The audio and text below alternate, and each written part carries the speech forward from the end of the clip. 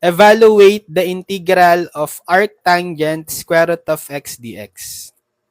So we can apply integration by parts here. Using integration by parts, or IBP for short, the formula is integral of u dv is equal to uv minus integral of v du. But let's try to simplify first the integrand, because notice that inside the arctan you have the square root of x. So it's quite complicated. What if we try to apply substitution first? Let t equals square root of x. Get the square of both sides. So we will have t square is equal to square root of x square. So that's t square, canceling out the square root with the square. So it's equal to x.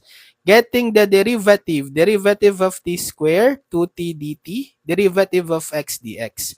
Let's substitute in the given integral. We will have the integral of arctangent of square root of x, which is equal to t. And then this dx is equal to 2t dt. So we transform the integral in terms of the new variable t as, so let's write first the 2t, then times arctan of t dt.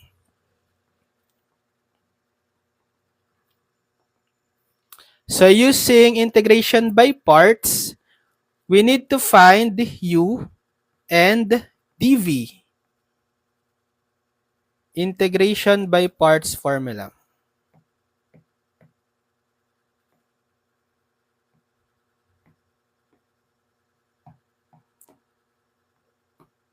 Here, integration by parts formula. So we need to find the u and the dv. So what will be the u? Using Lie 8, L stands for logarithmic function, I inverse trigo, A algebraic, T trigonometric, E exponential.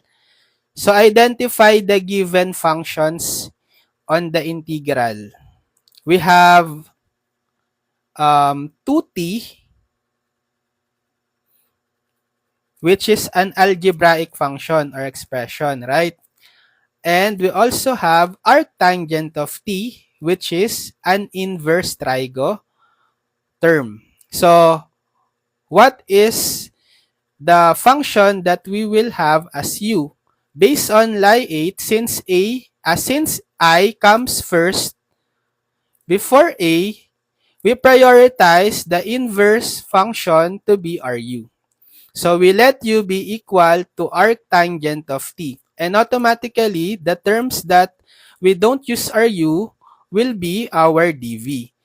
So the dv will be 2t dt. Okay. So for u, we will get the derivative of u du, derivative of arctan of t, 1 over 1 plus t squared dt. For the dv, we will integrate both sides. So integral of dvv, integral of 2t dt, so power rule, 2 times integral of t is t squared over 2, so cancelling out the 2, therefore v is equal to t squared.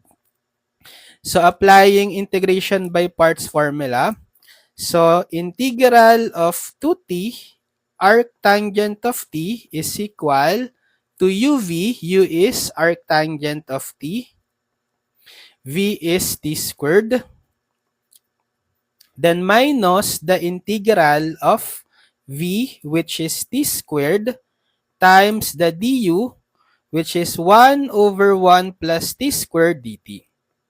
So writing this as, I will write t squared first times arctangent of t, then minus the integral of, so t squared times 1 over t squared, that's t squared over 1 plus t squared dt.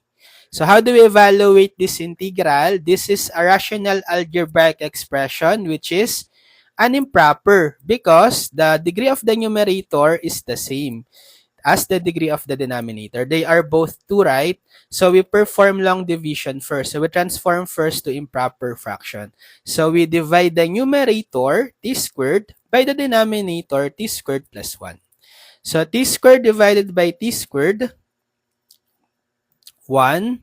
multiply 1 times t squared, 1 times 1, positive 1. Then subtract. T squared minus t squared, so 0. Then the remainder will be the negative of positive 1, negative 1. So therefore, we can rewrite this as, so let's copy the first term, t squared arctan of t, then minus the integral of, so this now becomes 1 plus the remainder, negative 1, over the same denominator, t squared plus 1 dt. So t squared arctangent of t, distribute the integral symbol, will have negative integral of 1 dt, or simply integral of dt. Then negative times negative becomes positive integral of dt over t squared plus 1.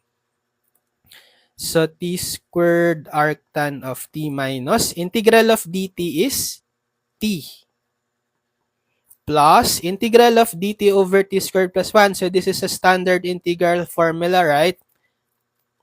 This is arctangent of t. Then don't forget to put plus c at the end of your final answer. So final step is to transform back the variable t in terms of x. Remember, we use substitution first, right? For the t, we have t is equal to square root of x. So we replace all the t here in terms of x as square root of x. So t replaced with square root of x. So square root of x is squared.